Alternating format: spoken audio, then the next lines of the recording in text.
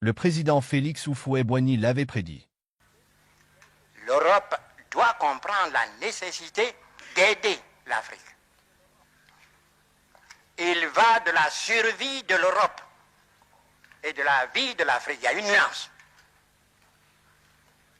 Je continue à me battre pour faire comprendre à nos partenaires européens que la lutte finale, si la lutte doit être finale, ce ne serait pas avec des fusées. Ce serait sur le plan essentiellement économique. Et l'Europe n'a pas de matières premières. Les Américains en ont, mais pas en quantité suffisante pour en céder à leurs frères et leurs alliés européens. L'Asie, la question n'intéresse pas, je ne vais pas rentrer dans certains secrets, dans certaines confidences. Mais l'Asie, même si elle avait des matières premières, la population est telle qu'elle ne pourrait pas, l'Asie ne pourrait pas couvrir ses propres besoins. L'Amérique latine, c'est la situation qui prévaut depuis des siècles dans cette partie de l'Amérique. Victime aussi de l'exploitation de mêmes groupes économiques financiers puissants ne peuvent venir au secours de l'Europe sur le plan des matières premières. Il n'y a que nous, l'Afrique, de loin, le grand propriétaire des matières premières. Nous recelons. L'Afrique n'est pas suffisamment prospectée. Mais on peut admettre sans crainte de moindre démenti que nous sommes les premiers pour le faire, les premiers pour les bauxites. Quand on pense qu'en Guinée, il y a des siècles de réserves de bauxite, le manganèse, l'uranium, l'Europe a besoin de ces matières premières pour donner du travail à ses hommes, à ses ouvriers.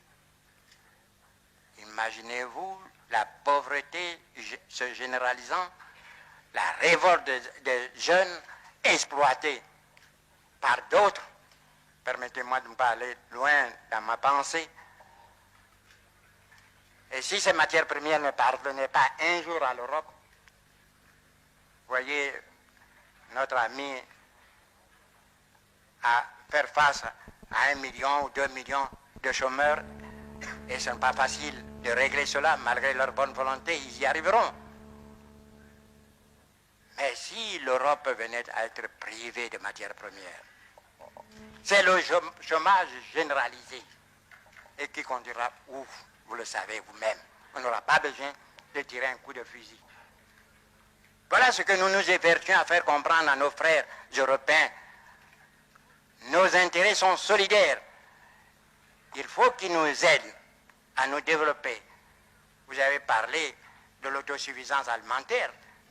Nous en sommes conscients. Vous croyez que c'est de gaieté de cœur que nos frères tendent la main chaque année pour une aide alimentaire?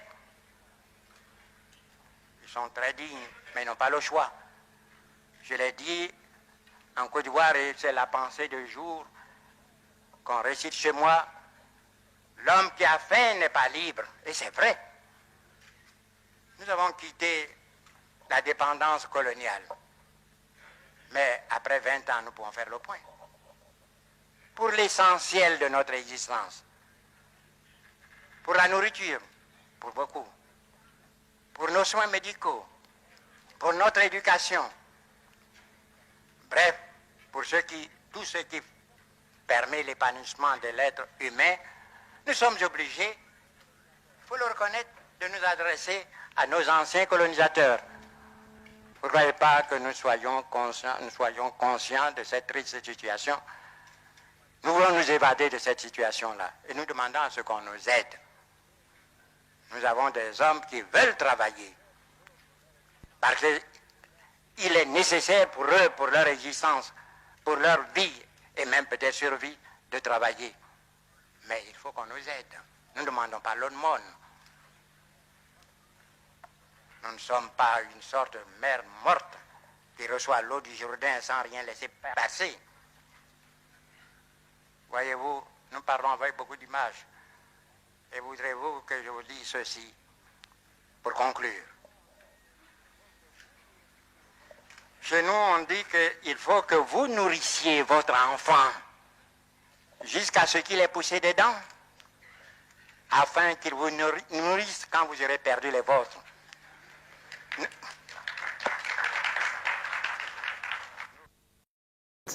Et de clarté. D'abord, nous avons un agenda qui doit sortir en quelque sorte des obsessions du passé. J'ai fait le maximum des efforts et je continuerai de le faire pour regarder les questions historiques, culturelles et mémorielles. Je crois que nous l'avons fait avec beaucoup de sincérité ces dernières années et du travail inédit qui a été fait sur l'Algérie avec la commission Stora, en passant par le discours qui a été donné en mon nom par le ministre à Tiaroy pour le Sénégal, à la politique de restitution des œuvres d'art, conformément à l'agenda de Ouagadougou que j'avais évoqué. Nous avons, ces dernières années, profondément changé ce logiciel. C'est-à-dire que la France regarde son passé dans sa complétude, elle a nommé les choses et elle cherche à avoir une approche scientifique, historiographique, à la fois décomplexée et dépassionnée, et nous le ferons encore avec le Cameroun, avec le comité d'historiens que nous avons installé. Et j'assume totalement cette politique, elle est bonne. Et je le dis en tant que président de la République, né après la décolonisation, dans un continent qui a 75% à moins de 25 ans. Le dialogue avec l'Afrique ne peut pas être l'otage d'un panafricanisme de bonne aloi contemporain qui utilise en quelque sorte un discours post-colonial en ayant d'ailleurs des soutiens de revers qui sont les impérialistes d'aujourd'hui. Et donc cette espèce de combination de faux intellectuels manipulant les réseaux sociaux, utilisant le désarroi d'une jeunesse et les intérêts de la Russie ou d'autres en Afrique, soyons lucides, mais n'y cédons pas. Et donc dans ce contexte-là, non, la France n'est pas en recul en Afrique, elle est simplement lucide, elle se réorganise. Je dis ça parce que quand je lis une bonne partie de notre presse et beaucoup de commentaires, les gens, regardant avec les lunettes d'hier, disent c'est terrible, l'Afrique, on est en train de disparaître. Non, on a choisi de bouger en Afrique. On a choisi de bouger parce qu'il fallait bouger. On a regardé notre relation passée, mémorielle, culturelle, on la factualise, on l'assume, on se dit la vérité. Mais on ne cède rien à la désinformation et aux ingérences. 2, nous avions une relation sécuritaire. Elle était de deux natures en vérité. Il y a une partie, c'était notre engagement contre le terrorisme depuis 2013. On avait raison. Je crois qu'on a oublié de nous dire merci. C'est pas grave, ça viendra avec le temps. L'ingratitude, je suis bien placé pour le savoir, c'est une maladie non transmissible à l'homme. Mais je le dis pour tous les gouvernants africains qui n'ont pas eu le courage, vis-à-vis de leurs opinions publiques, de le porter, aucun d'entre eux ne serait aujourd'hui avec un pays souverain si l'armée française ne s'était pas déployée dans cette région. Et j'ai une pensée émue pour nos soldats qui, parfois, ont donné leur vie et pendant des années se sont battus. Nous avons bien fait. On est parti parce qu'il y a eu des coups d'État. Parce qu'on était là à la demande d'États souverains qui avaient demandé à la France de venir. À partir du moment où il y a eu des coups d'État, où les gens ont dit « notre priorité, c'est plus la lutte contre le terrorisme, c'est ceci ou cela, qu'importe », la France n'y avait plus sa place, parce que nous ne sommes pas les supplétifs de putschistes. Donc on est parti. Et ensuite on a décidé, ça c'est le deuxième volet, de réorganiser notre présence militaire. Pourquoi? Parce qu'on avait en quelque sorte une rémanence. Et on nourrissait nous-mêmes un discours post-colonial. Parce que dans les pays d'Afrique francophone, il y avait cette histoire, et donc on avait laissé une présence installée dans nos bases. Est-ce qu'elle avait encore une justification? Plus tellement. Est-ce que c'était ça le rayonnement de la France? Non. Je salue tous ceux qui ont servi, ça ne l'était plus là. Et ça n'était plus compris, c'était utilisé. C'est-à-dire que tous les réseaux d'activistes que j'évoquais venaient dire « Regardez les Français, ils ont un camp avec 2000 soldats là. Donc ils vont préparer un coup d'État. » Et toutes les désinformations possibles étaient utilisées contre nous. Donc nous avons patiemment, et je remercie Jean-Marie Bockel, je le remercie à double titre, personnel et pour cette mission, parce qu'il fait partie de ceux qui ont vécu dans sa chair et la chair de sa famille ce que j'évoquais tout à l'heure. Mais il a mené patiemment, en lien avec les ministres et le SEMA, cette mission. Et donc nous avons proposé aux chefs d'État africains de réorganiser notre présence. Comme on est très poli, on leur a laissé la primauté de l'annonce. Mais vous ne vous trompez pas, c'est nous qui l'avons... Et parfois il a fallu y pousser. Mais pas parce qu'on est poli et correct et qu'on se réorganise nous-mêmes qu'il faudrait que ce soit retourné contre nous en disant ils sont chassés d'Afrique. Je peux vous dire que dans bien de ces pays, on ne voulait pas enlever l'armée française ou même la réorganiser. Mais on l'a assumé ensemble. C'est ça le partenariat. Face à cette déclaration d'Emmanuel Macron, la réponse du Premier ministre sénégalais Ousmane Sonko ne s'est pas fait attendre. Le président Emmanuel Macron a affirmé aujourd'hui que le départ annoncé des bases françaises aurait été négocié entre les pays africains qui l'ont décrété et la France.